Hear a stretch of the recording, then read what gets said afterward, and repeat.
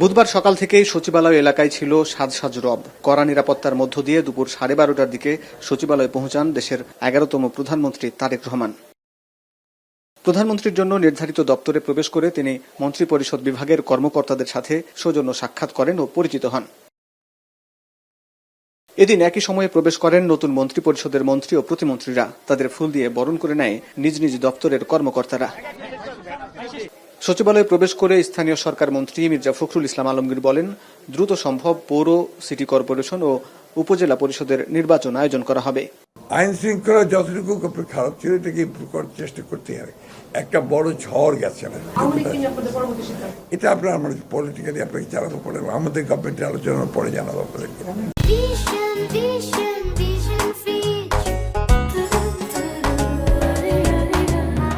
জনগণের প্রত্যাশা অনুযায়ী যথাযথভাবে দায়িত্ব পালন করার প্রতিশ্রুতি দেন নবনিযুক্ত মন্ত্রী ও প্রতিমন্ত্রীরা। তারা বলেন, কোনোভাবেই দুর্নীতিকে প্রশ্রয় দেওয়া হবে না। দুর্নীতি যে এই যে পৃষ্ঠপোষকতার ব্যবসা বাণিজ্য অর্থনীতি রাজনীতি হয়েছে, এই কারণে রেগুলেশন আরো বেশি হয়েছে।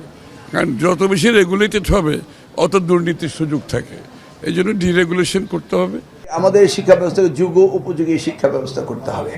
আমাদের কম্পিট করতে হবে অন্যান্য কান্ট্রিগুলোর সাথে। গ্লোবাল ভিলেজে আমরা এই ব্যাকডেটেড কোনো এডুকেশন থাকতে পারবে না। আমাদের বন জঙ্গল ঠিক রাখা, আমাদের কৃষি উৎপাদনশীলতা যেন না কমে, আমাদের লবণাক্ত জমিতে কিভাবে আমরা ফসল উৎপাদন করতে পারি, এই সবই তো এখন চ্যালেঞ্জ। ভালো করার জন্য পরিকল্পনা আছে। আমি তো আগেই বললাম, আই এম ভেরি নিউ। আপনি যতটুকু জানেন বোধ আমি তার চেয়েও কম জানি। দায়িত্ববোধের জায়গাটা আমাদের খুব সুতীব্র আছে এখন। আমরা বেশ কিছু অ্যাপ্রোপ্রিয়েট প্ল্যানিং নিয়ে আগাচ্ছি এবং চেষ্টা করব, আপনাদের সহযোগিতা চাই আমরা সার্বক্ষণিকভাবে। আমরা বাংলাদেশকে একটা আধুনিক যুগোপযোগী এবং নতুন ধরনের স্বপ্ন নিয়ে আমরা বাংলাদেশটাকে গড়ে তুলব। লাগেজ হ্যান্ডলিং থেকে আরম্ভ করে প্রবাসী যারা আসে তাদের যে ভোগান্তি, সেগুলি নিয়ে আমরা এয়ারপোর্ট নিয়ে চিন্তা করেছি।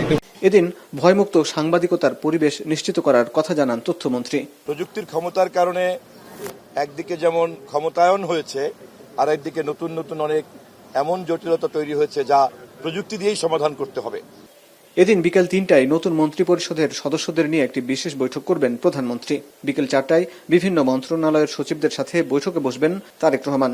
প্রশাসনের প্রাণকেন্দ্র সচিবালয়ের শীর্ষ কর্মকর্তাদের সাথে এই মতবিনিময় সভায় সরকারের কর্মপরিকল্পনা ও প্রশাসনিক সংস্কারের বিষয়ে বিশেষ বার্তা দেবেন তিনি। হাসিব বিল্লাহ, এখন ঢাকা।